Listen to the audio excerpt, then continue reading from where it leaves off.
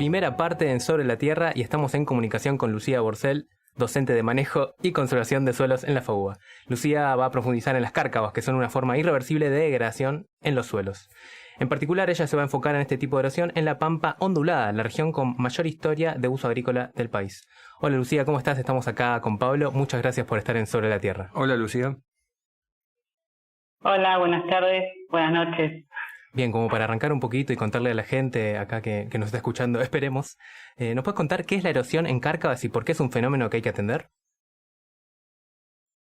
Sí, en principio, la erosión en cárcavas, para los que nunca hayan escuchado el término, son como grandes zanjones que se generan por pérdida del suelo. Cuando digo grandes, pueden ir de algunos metros a kilómetros de largo y de algunos centímetros a metros de ancho y profundidad, que se generan por erosión hídrica, es decir, por arrastre del agua que se lleva al suelo, ¿no? Este es un tema que es importante atender porque, como decían ustedes, es un fenómeno que es irreversible y además de perderse suelo y perderse superficie que se puede usar para la producción agropecuaria, por ejemplo, también al arrastrar el suelo puede cargar de sedimentos los cursos de agua, puede generarse contaminación, ¿no? Aguas abajo. Y bueno, genera un proceso que se va desencadenando y que va siendo cada vez más severo, ¿no? En toda una región. Este proceso es... ¿qué antigüedad tiene en la región? Bueno, eso es lo que estamos estudiando con Celio Chaga, Sebastián Mancelli y Alejandro Massi. Estuvimos estudiando el proceso fundamentalmente porque estaba como preocupación, ¿no?, de parte de Celio Chagas en principio, porque se estaba viendo en la región cómo las cárcavas iban avanzando y ganando terreno y en recorrer la historia hacia atrás, ¿no?, que hoy la herramienta que tenemos para hacerlo son las imágenes satelitales y más atrás las fotografías aéreas. Los datos más antiguos que tenemos son de la década del 60, ¿no?, por el año 68, con fotografías aéreas, por lo menos en la región, y ese proceso ya estaba presente. Tremendo. Claro. Lucía, antes de que nos cuentes de qué se trató tu estudio, me gustaría que nos describieras un poco la región en la que lo realizaste, que es la pampa ondulada, y decíamos que era la de mayor historia de uso agrícola del país. Sí, nosotros el trabajo lo hicimos específicamente en la pampa ondulada, en lo que es la cuenca Recife y específicamente en la cuenca del arroyo del Tala. Esta es una región que, como dice su nombre, es ondulada, son unas pendientes suaves, pero que pueden llegar hasta el 3-4%, con lo cual se genera, ¿no?, un movimiento del agua. La región está incluso modelada, ¿no?, por el agua. Y que además tiene unos suelos específicamente, ¿no?, en esta cuenca que son muy limosos, ¿no?, tiene una textura que genera como una elevada fragilidad, ¿no?, la erosión hídrica en situaciones donde no se dan los mejores manejos. Y bueno, por otra parte, ¿no?, en esto que comentaba de poder estudiar la historia de la región, es, como ustedes decían, ¿no?, una historia de uso agrícola muy intensiva que décadas atrás se hacía, digamos, con labranzas convencionales, por lo cual ha tenido durante muchas décadas sus suelos desnudos con laboreos constantes, con esta textura, ¿no?, que digo que tiene una elevada fragilidad de estos suelos y bueno, se fue generando una situación propicia, digamos, para la erosión hídrica. Entonces, ¿nos contarías el objetivo del estudio, que un poco lo podemos deducir de lo que ya contaste, no?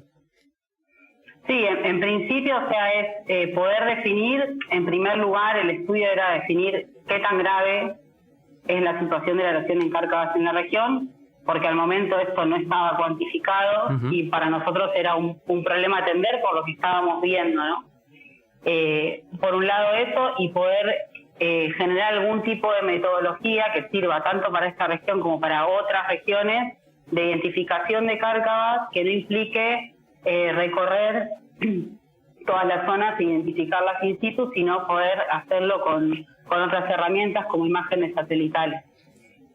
Por un lado, poder definir cuál era la situación, ¿no?, de la erosión en Cárcava. Y por otra parte, poder encontrar las causas de la erosión, cuáles son los factores que van a estar incidiendo en que esto ocurra, y al mismo tiempo, bueno, cuáles son las áreas que son más susceptibles para que esto ocurra, ¿no? Son esos tres aspectos. Bien, suena bastante complejo, ¿no? ¿Nos puedes contar un poco cómo llevaste a cabo esta identificación, además de las imágenes satelitales? Sí, en principio se trabajó con fotografías aéreas, que como les decía, digamos, antes de que existieran, o por lo menos para uso civil, las imágenes satelitales, disponíamos de fotografías aéreas, y hoy en día con imágenes satelitales de alta resolución espacial, es decir, como con un alto nivel de detalle, ¿no? Claro. Esto era necesariamente así, había que usar estas imágenes, porque en esta región, si bien las cárcavas pueden tener una longitud de kilómetros, en general son poco profundas y en algunos casos son angostas. Entonces lo que se hizo fue identificar a través de estas imágenes visualmente y poder digitalizar todas las cárcavas que estuvieran presentes específicamente en dos sectores, ¿no?, que seleccionamos de esta cuenca, que eran contrastantes tanto en sus pendientes como en la complejidad de su hidrología y de la topografía, ¿no? Y también del uso. Entonces, en base a la identificación a través de las imágenes, se hizo un relevamiento a campo, se tomaron más o menos aproximadamente el 5% de todas las cárcavas que se habían podido identificar para determinar en campo si efectivamente eso que habíamos identificado eran cárcavas, cuál era su morfometría, sus dimensiones y la actividad, ¿no?, que tenían estas cárcavas. A partir de este relevamiento, lo que pudimos definir fue que esta metodología para identificar cárcavas, en este caso en particular, no tuvo una eficiencia del 85%, entonces veíamos que era posible poder mapear las cárcavas en distintas regiones a través de esta metodología. Lucía, ¿cómo se ve una cárcava en la imagen satelital? ¿Qué es? ¿Como un arroyo, como un río? ¿Qué es lo que se ve? Sí, es similar. Lo que tiene en principio es que en este caso, ¿no?, es una región de uso agrícola y agropecuario también, contrasta, digamos, con el diseño de lotes, ¿no?, que se puede observar en la región, específicamente por ahí en un río o un arroyo, se ve mucho más el diseño del paisaje en función de que ese curso de agua es persistente y todo lo que el diseño del paisaje, si se quiere, la utilización humana, está organizada en función de eso. En este caso, la cárcava se ve irrumpiendo en el diseño preestablecido. En general se ve como una erosión lineal, compleja, digamos, no es una línea recta, y además va siguiendo, cuando uno lo puede ver, ¿no?, en el tiempo, va siguiendo el curso de las pendientes hacia arriba, y en general se da como una red compleja, ¿no?, que las cárcavas se van conectando y ramificando. Lucía, ¿volvimos? Sí. Nos estaba diciendo que se formaba una red compleja, que se unían las cárcavas, ¿no? Claro, sí, se crea una red donde se van ramificando, incluso distintas cárcavas se van uniendo, ¿no? Perfecto. Un poquito nos hablaste de la eficiencia de esta metodología para identificar cárcavas. ¿Encontraron muchas? Nos gustaría saber eso. ¿Pocas? ¿Muchas? Sí, es relativo, ¿no? Nosotros estudiamos dos sectores que tienen aproximadamente 90 kilómetros cuadrados y hemos identificado entre 200 y 400 cárcavas, ¿no?, en cada sector. El tema es que para poder definir si son muchas o pocas, lo que encontramos es un indicador que se usa, ¿no?, a nivel mundial, que es de densidad de cárcava, es decir, cuántos kilómetros de cárcava hay por kilómetro cuadrado de superficie. A lo que nosotros aplicamos fue una clasificación, digamos, de densidad de cárcavas de Golosov, ¿no?, que se aplicó en Rusia, en el Volga de Rusia, que fue aplicada como una región extensa, como era la que nosotros estábamos estudiando, porque en general las cárcavas por ahí se estudian como cárcava individual o en un campo, y en la pampa ondulada, en los dos sectores que nosotros estudiamos, lo que encontramos es que los dos se podían clasificar como con una extremadamente alta densidad de cárcavas, ¿no? Mirá. Que es cuando hay más de 1 kilómetro de cárcava por kilómetro cuadrado. Uh-huh. Esta densidad de cárcavas que vos encontraste, que en realidad, ¿qué es lo que está revelando? ¿Algún problema con el ciclo hidrológico? Sí, yo lo que pienso en particular sobre esto, y hay que por ahí analizarlo más en detalle, es el uso que se le ha dado, ¿no?, a esta región, y en particular a determinadas posiciones topográficas, Uh-huh. o sea, posiciones del paisaje. Como mencionaba antes, el uso agrícola fue muy intenso. Nosotros lo que pudimos observar también fue como un proceso de transformación del uso del suelo, transformación de pastizales naturales, de áreas dedicadas a la ganadería, a la agricultura, que se dio muy rápidamente y que hasta el 2006 fue ininterrumpido, ¿no? Y a partir del 2006 empezamos a ver cómo había una especie de vuelta a la ganadería, le llamamos, Uh-huh.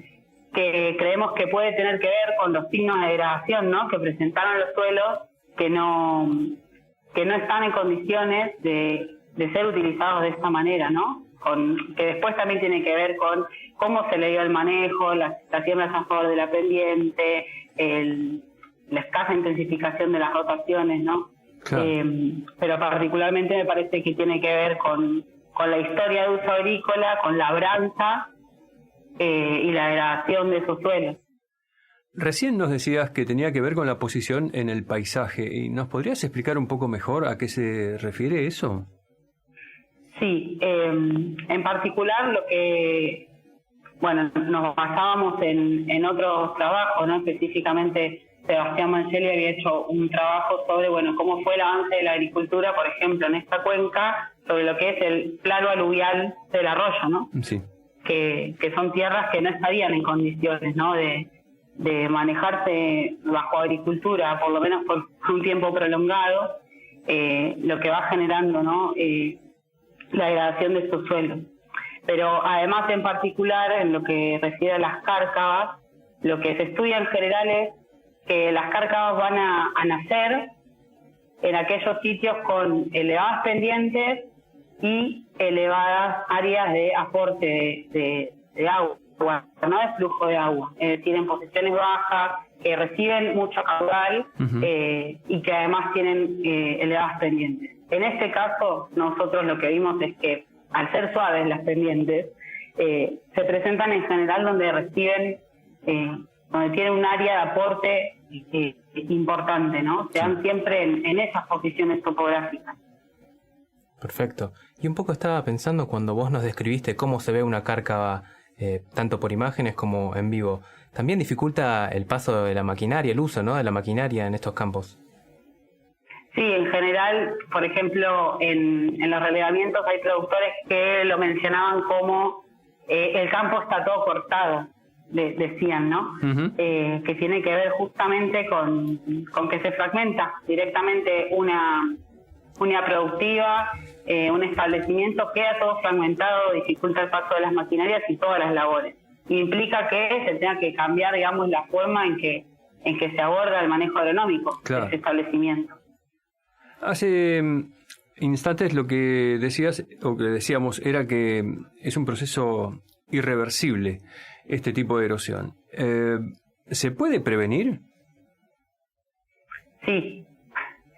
Sí, además de ser irreversible, o sea, las cárcavas es como un proceso ya de erosión severa, que es como un estado, ¿no?, de desarrollo de la erosión hídrica. Uh-huh. O sea, hay un proceso, por lo menos en esta región, que tiene que ver con una situación de encostamiento de los suelos, de bajas coberturas, que va a generar que el agua no infiltre, empiece a escurrir, se concentre en determinadas zonas, que tiene que ver, ¿no?, con la topografía de esa región, con las pendientes que tiene, y se empieza a profundizar, a generar surcos, que estos surcos se generen las cárcavas. No es la única manera en que aparezcan las cárcavas, pero es una de las vías principales.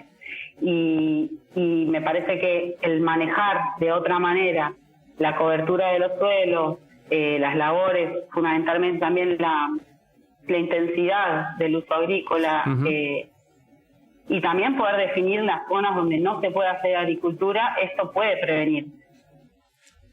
Bien, un poquito, ya para ir cerrando la entrevista, ¿nos puedes contar cómo sigue esta línea de investigación que nos parece, la verdad, muy, muy interesante e impactante esto que nos contaste sobre el campo todo cortado?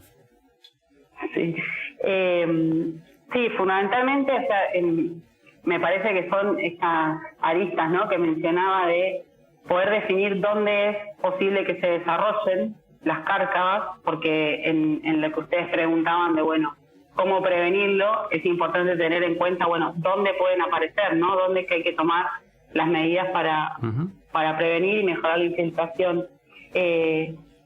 Fundamentalmente es ese aspecto, y además poder determinar, bueno, cuáles son los factores, ¿no?, que influyen en que este proceso se desencadene. Bueno, cuál es el nivel de cobertura necesario, sobre qué umbrales de precipitación se va a generar estas cárcavas, si tiene que ver con que haya habido un año seco y que haya precipitaciones intensas. Hay que profundizar sobre cuáles son los factores que desencadenan el proceso, dónde se va a producir, para poder tomar las medidas y evitar que el proceso siga avanzando, porque lo que vimos es, además de que hoy la densidad de cárcavas es extremadamente alta en la región, el proceso está avanzando. Te quería preguntar, ustedes trabajaron en el arroyo, en la cuenca del arroyo del Tala.